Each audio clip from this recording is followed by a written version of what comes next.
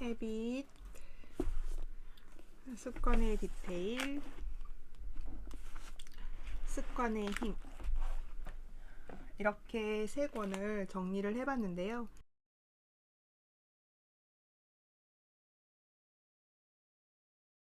그래서 저 같은 경우에는 이 습관의 힘을 통해서 나쁜 습관을 버리고 좋은 습관을 찾는 법을 배웠고, 습관의 디테일에서는 작은 습관을 연결해서 이어서 하는 습관을 배웠고요. 그 다음에 헤빗으로 이 습관에 대해서 총체적으로 좀 설명을 받은 느낌이라고 할까요?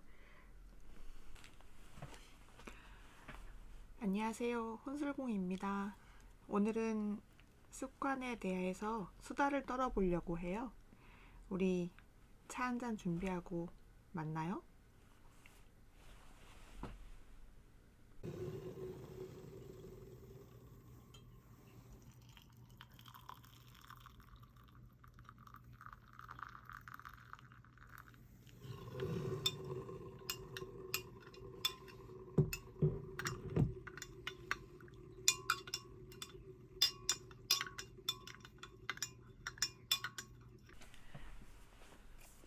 이번의 책은 습관의 힘이라는 책입니다.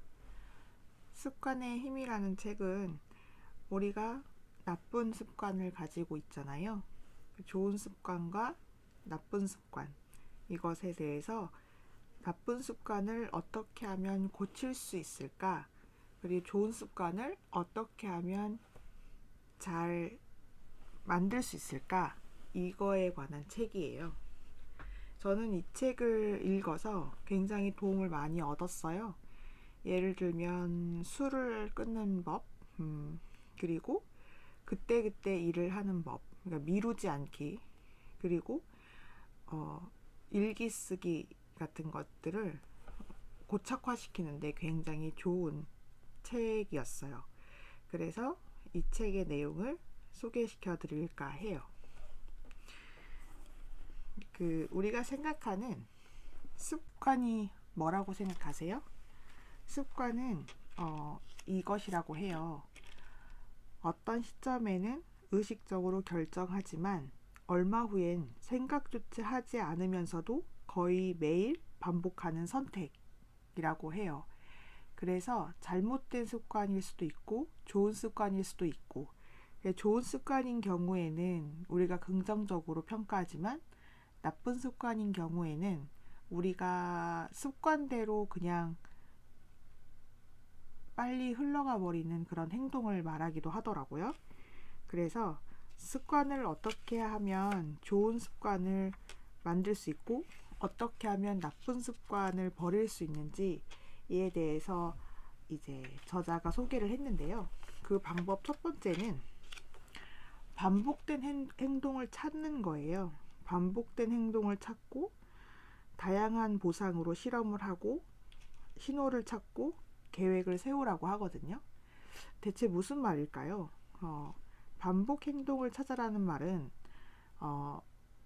제가 했던 것 중에 집에 오면 무의식적으로 그냥 TV를 트는 거예요. 그냥 TV를 트는 것을 반복적인 행동이라고 전 생각했어요. 그런데 그 반복적인 행동을 왜 하는 걸까요? 이것으로 내가 왜 하는지 다양한 보상이, 어떤 보상이 있는지를 실험해 보는 거예요. TV를 틀음으로써 내가 얻는 게 무엇인지, 그래서 내가 정말 이거를 보고 싶어서 본 건지, 쾌락을 위해서 본 건지, 아니면 외로워서 본 건지, 기타 등등 어떤 이유가 있을 거 아니에요. 그 이유를 찾는 거죠. 그리고 신호를 찾는 건데, 신호는 여러 가지 어떤 물음을 통해서 신호를 찾아요. 그리고 그 신호를 찾고 나서 그거를 알고 보상을 알았기 때문에 이제 이거를 바꿀 수 있는 계획을 세우는 거죠. 그렇게 해서 이제 하나씩 또 얘기해 볼까 해요. 그래서 맨 처음에 우리가 어떤 습관을 형성할 때는 맨 처음에 어떤 신호가 온대요. 집에 왔어. 집에 왔어? 나는 TV를 트는 거예요.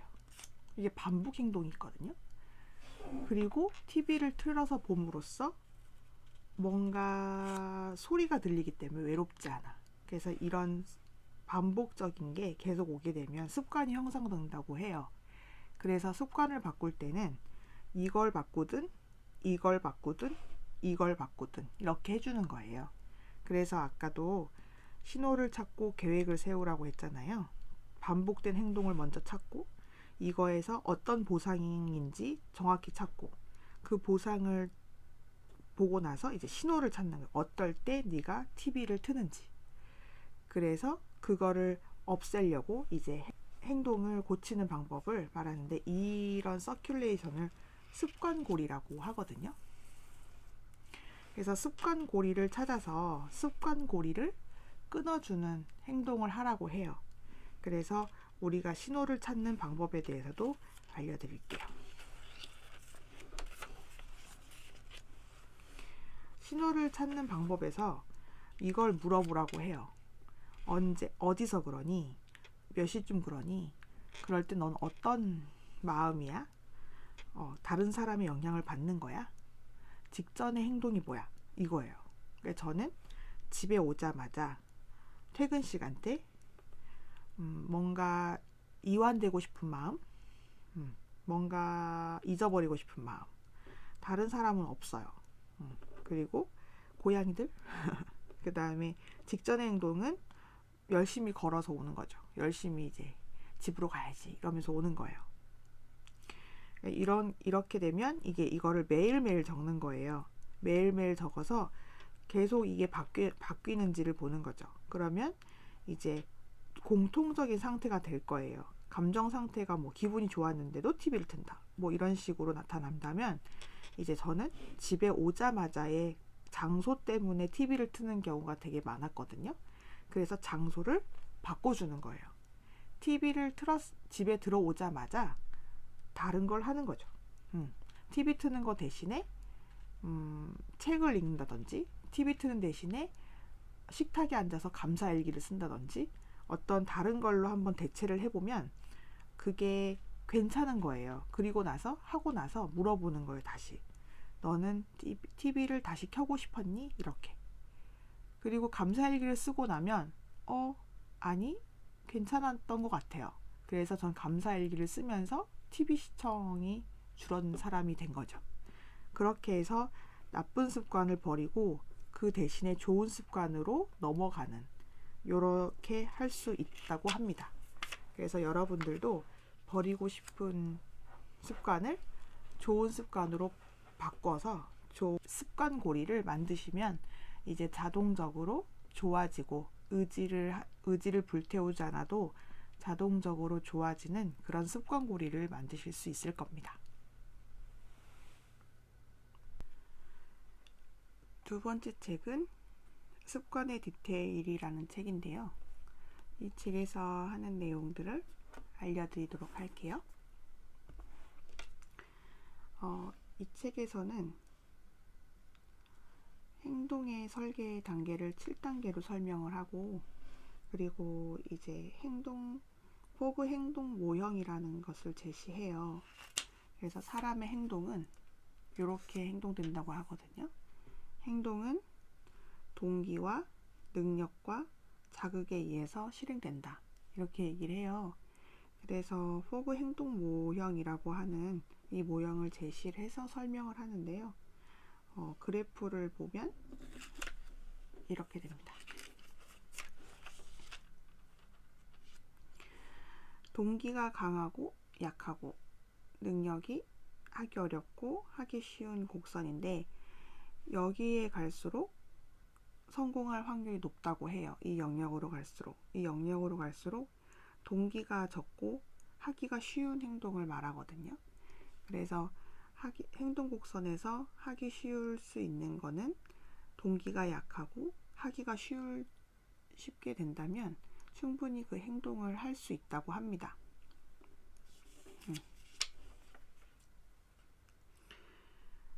그래서 행동의 7가지 단계를 보면 이런 단계가 있어요.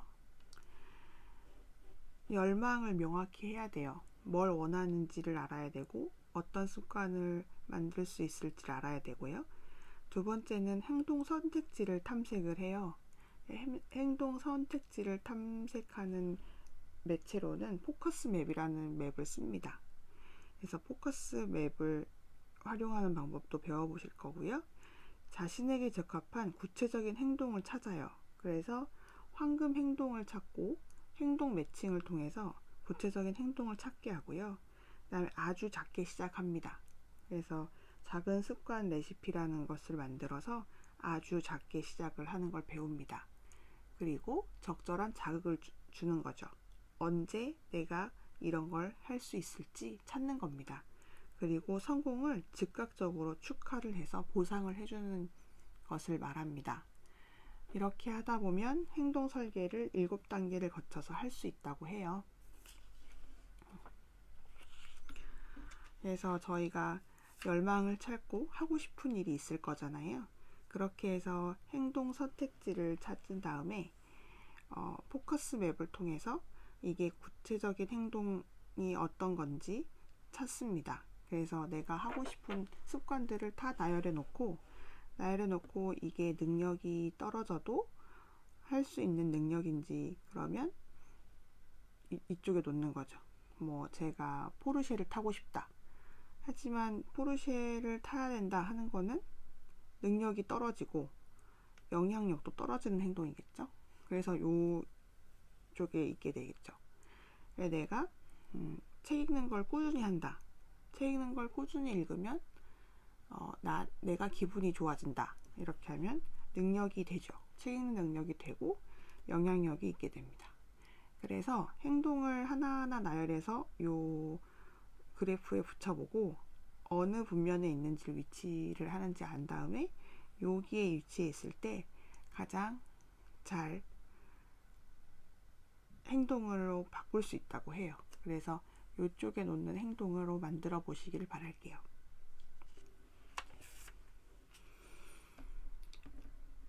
작은 습관 레시피라는 것을 찾아볼 건데요. 이렇게 됩니다.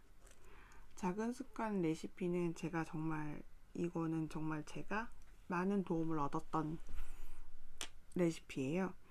앵커 설정이라는 거는 기존에 내가 하고 있던 행동, 잘하고 있는 행동이잖아요. 뭐 나는 칫솔질을 되게 잘했었어. 그러면 칫솔질 후에 뭘 할 수 있는 거를 붙이는 거예요. 그래서 뭐뭐 한 후에 뭐뭐 할 것이다 라는데 작은 행동은 굉장히 작아야 돼요. 마음 잡고 해야 되는 일이 아니라 그냥 한번 쓱 할 수 있을 정도? 그래서 뭐뭐 하기 앵커 설정하고 작은 행동을 할 때 요 두 개가 물리적 장소가 일치해야 되고요. 화장실에서 나왔는데 갑자기 베란다에 가서 무슨 일을 한다고 하면 안 되겠죠. 빈도도 일치해야 돼요. 빈도가 일치해야 된다면 거기서 하는 일이 짧았는데 여기서 하는 일이 길고, 그리고 이게 내가 일상에서 3번 정도 하고 싶은데 3번 정도 할 수 있는 빈도의 일상을 찾는 거죠. 그리고 주제와 목적이 일치해야 돼요. 그건 뭐냐면 내가 하고 싶은 의도가 건강이다. 그럼 건강에 관련돼서 몰아놓고 요리다. 그러면 이제 부엌에 관련돼서 몰아놓고 약간 이런 식으로 해도 되고, 그 다음에 생뚱맞은 것도 괜찮다곤 하는데 너무 생뚱맞으면 전 잘 안 하게 되더라고요. 그래서 앵커 설정은 뭐뭐 한 후에 뭐뭐 할 것이다 라고 했는데, 저 같은 경우에는 이걸로 뭘 고쳤냐면 물을 마시면서 식기세척기 설거지를 정리를 할 것이다 이렇게 했어요. 그래서 아침에 일어나서 물 한 잔 마시고 그 다음에 식기세척기 정리를 했거든요.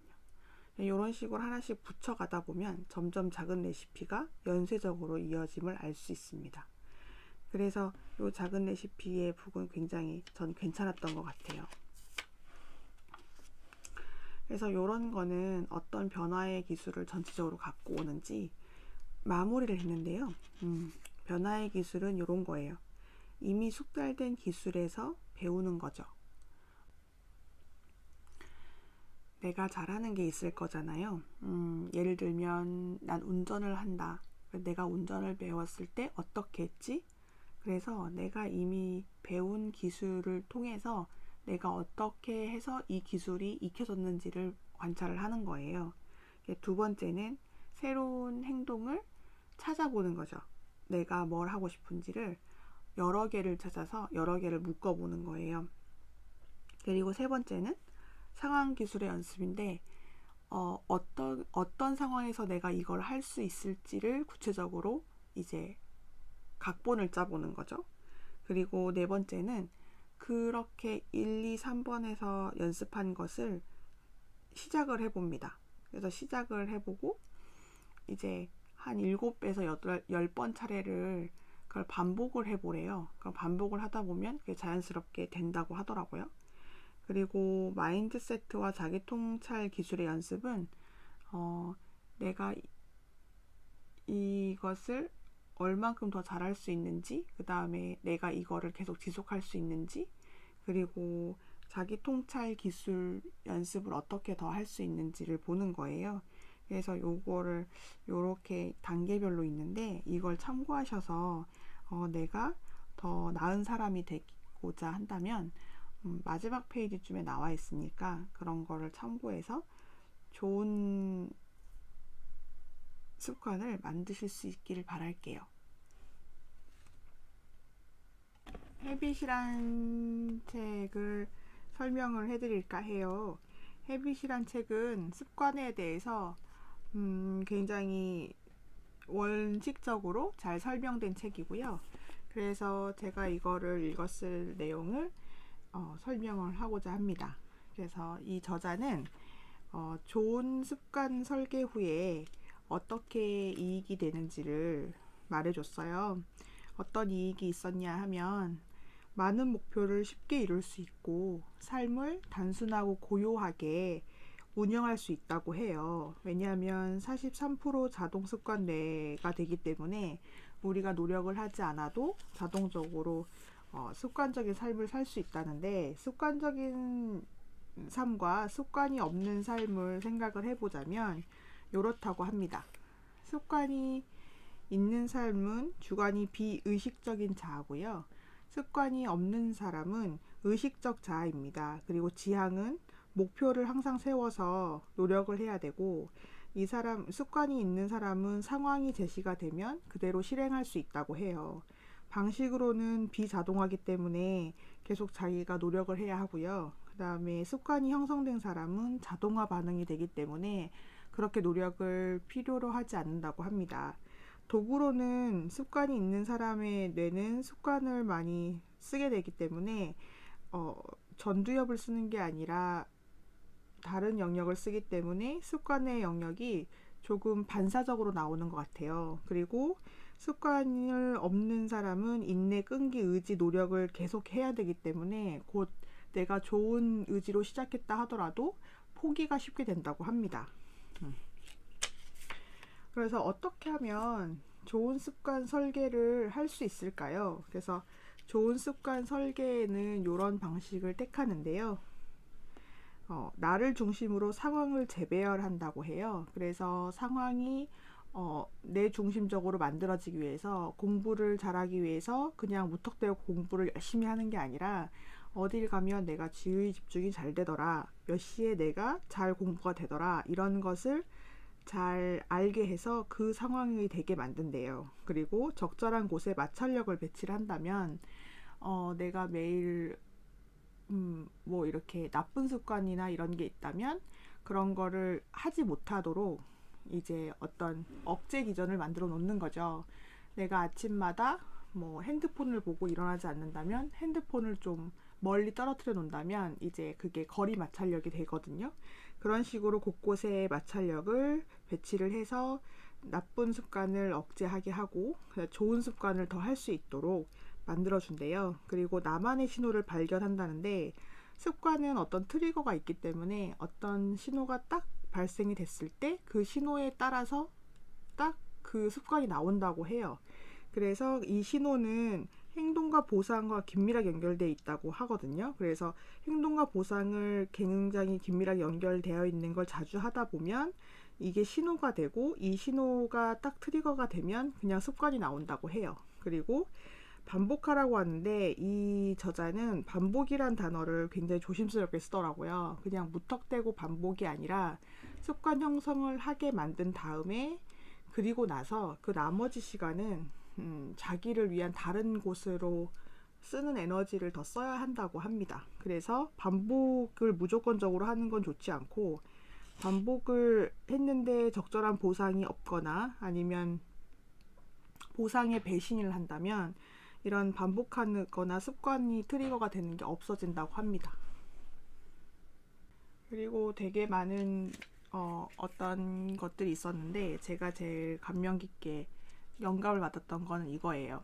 뇌가 스트레스 받으면 이게 증가 영역이 뇌에 활성이 되는 영역이 있고 뇌가 마이너스가 되는 영역이 있대요. 그래서 마이너스가 되는 영역은 의사결정과 목표 추구를 하는 뇌의 영역이고 이 영역이 억제되다 보니까 스트레스가 많이 받았을 때는 습관에 의해서만 결정이 되고 내가 생각을 하고 의식적인 자아가 만들어져서 결정을 하기는 어렵다고 합니다. 그래서 스트레스를 받으면 더 덤벙대게 되고 더 어떤 결정이나 사고를 잘 못하게 되는 것 같아요. 그리고 이 저자는 계속 강조해서 얘기를 하거든요. 이게 습관은 선과 악이 없대요. 그래서 좋은 습관이 있고 나쁜 습관이 있고 그 나쁜 습관을 점점 없애고 좋은 습관으로 만들어야 된다고 말을 하거든요.